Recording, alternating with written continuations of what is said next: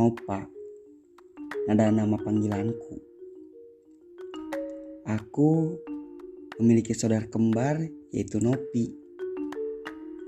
Dia sangat cerdas, tanggap dalam menyelesaikan masalah. Sedangkan aku adalah kebalikan dari Nopi. Seringkali aku bubar gara-gara sering dibandingkan dengan kelebihannya Nopi. Segalanya serba Nopi. Aku sendiri merasa tidak ada keunggulan sedikit pun selain menyusahkan orang tua dan orang di sekitarku. Nopi selalu berucap demi memberikan semangat bagi kehidupanku. Kakak, lakukanlah semua itu dengan memandang orang lain bicara apa. Asalkan yang kau lakukan itu benar. Tidak ada sifat kesombongan dan kecongkaan yang tertanam dalam jiwa Nopi. Iya, Nopi adikku. Mama yang telah melahirkanku pun lebih mencintai Nopi.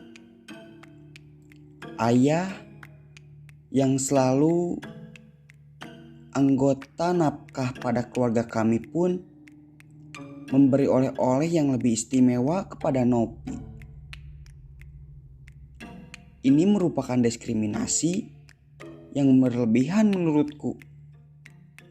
Ya sudahlah, biar tak kepanjangan pikirku, aku positif saja dengan kehidupanku. Tetangga yang biasanya tentram dengan urusan mereka, kala ini mereka terundang untuk selalu membicarakan dan membandingkan aku dengan Nopi. Setiap aku lewat, pastilah lirikan yang tidak menyenangkan didapati olehku. Akan tetapi, seketika Nopi lewat, sapaan demi sapaan selalu tercurahkan. Aku hanya bisa mengelus dada melihat fenomena ini. Suatu ketika, kejadian yang tidak diinginkan ditimpa oleh Nopi. Cairan bahan kimia mengenai kedua matanya ketika praktik di sekolah. Akhirnya Nopi dilarikan ke rumah sakit terdekat. Guru-guru yang peduli serta aku pun ikut ke rumah sakit tersebut. Setiba di rumah sakit, ternyata telah ada guru perwakilan dari sekolah yang melaporkan kejadian tersebut pada orang tua kami. Belum sempat mencium tangan kedua orang tuaku, mereka berdua langsung ke rumah sakit tersebut. Sedangkan aku menjaga rumah demi keselamatan bersama. Akan tetapi, seketika aku menyapu halaman rumah, malah gunjingan dari tetangga yang kudapat. Mereka bilang,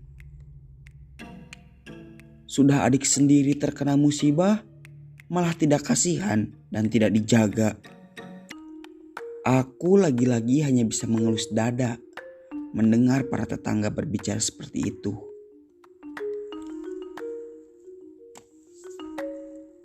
Aku sangat sayang pada orang tua dan sayang sekali kepada adikku.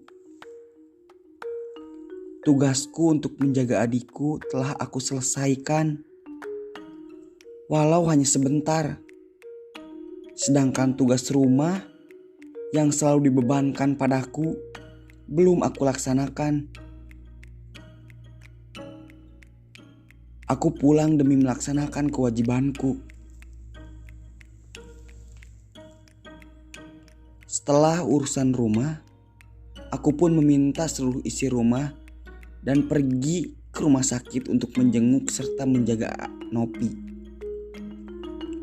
Tapi seketika aku sampai di rumah sakit, tepatnya di depan pintu kamar yang dirawat, aku mendengar diskusi antara dokter dengan kedua orang tuaku.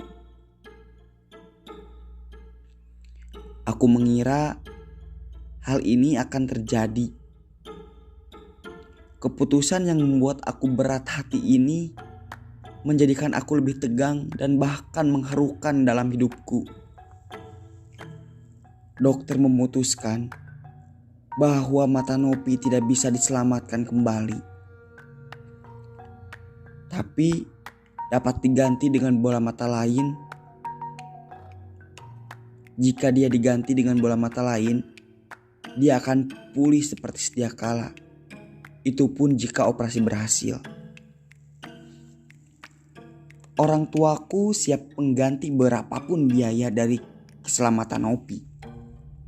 Bahkan dengan mengganti bola mata yang baru. Aku menduga bahwa orang tuaku akan menulis iklan dalam media massa bahwa membutuhkan donor mata dengan nilai rupiah yang cukup tinggi. Ternyata hal itu hanya mimpi belaka.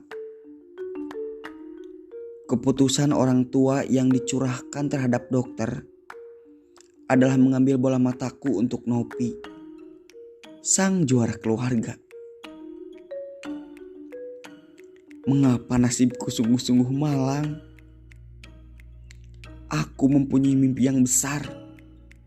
Tetapi hal ini apakah tidak menghalangi mimpiku? Mata adalah salah satu organ yang sangat penting adanya.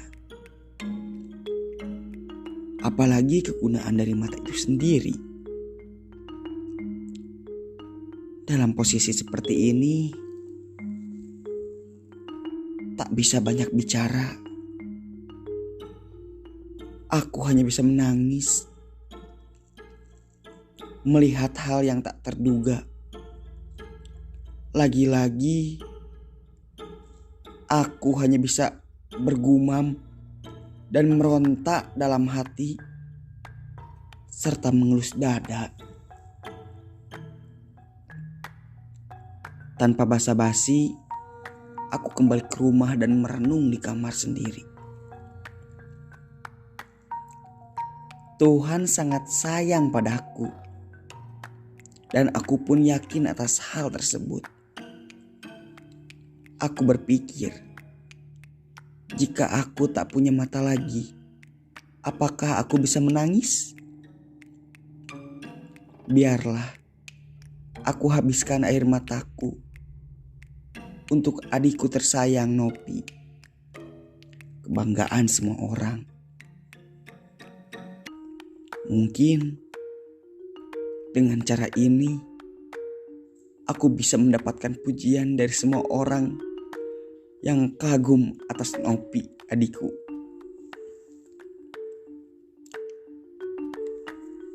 Keesokan harinya, tindakan akan dilaksanakan padaku. Tanpa dasar malam sebelum operasi dilakukan, aku telah siap. Aku yakin. Dan berbicara pada orang tuaku sebelum mereka bicara padaku. Aku bisa merasakan ada air mata dari ayahku. Tapi aku tidak bisa merasakan mata yang ada dalam mata mamaku. Padahal yang aku sumbangkan untuk Nopi adalah salah satu organ tubuh yang sangat aku sayangi.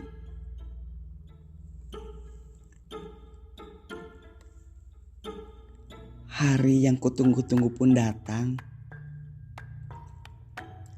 Ibu sangat senang dengan datangnya hari ini. Sedangkan aku sempat melihat di belakang sana ada ayahku yang dari tadi sorot matanya ingin tahu sesuatu padaku. Namun, apa boleh buat? Kini waktuku untuk memberikan barang berhargaku untuk adikku.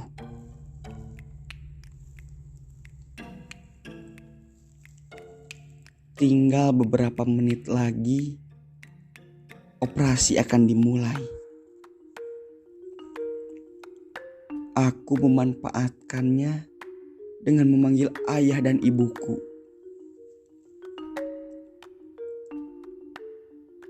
Aku hanya ingin memandang mereka dengan peka. Karena mungkin ini akhir aku melihat mereka yang telah berjasa dalam hidupku. Aku sadar aku tak berarti apa-apa dalam keluarga ini. Tetapi setidaknya aku telah terindikasi baik kepada kedua orang tua dan selalu waspada dalam perjalanan positif, serta meyakini ada rahasia yang tersembunyi di balik peristiwa ini semua.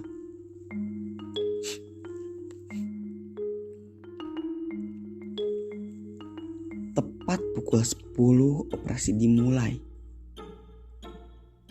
Aku siap menghadapi alat-alat tajam yang akan mengambil mataku. Aku tak sadarkan diri pada waktu itu. Tetapi kala ini aku sadar, namun terasa ada yang hilang. Ya, kemewahan dan keindahan alam telah hilang menurutku. Semua di dunia ini telah musnah, pikirku. Tetapi aku salah. Yang telah hilang dari keindahan dunia dan seisinya. Tetapi kedua mataku telah hinggap pada tempat bola mata Nopi berada dulu.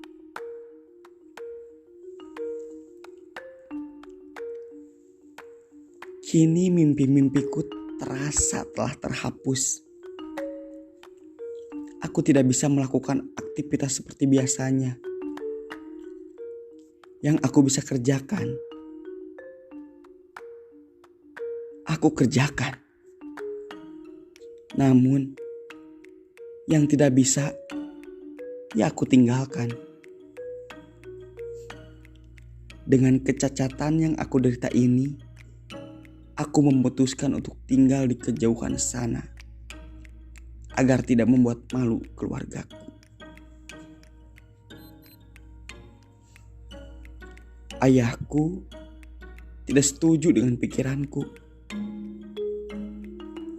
Namun, yang membuat aku tambah mengelus dada adalah kerelaan ibu yang begitu memancarkan ketidaksayangannya dalam pelepasan keputusanku.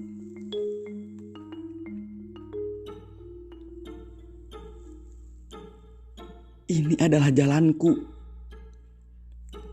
Sebelum aku pergi jauh dan tinggal bersama orang-orang yang satu pintaku hanya satu.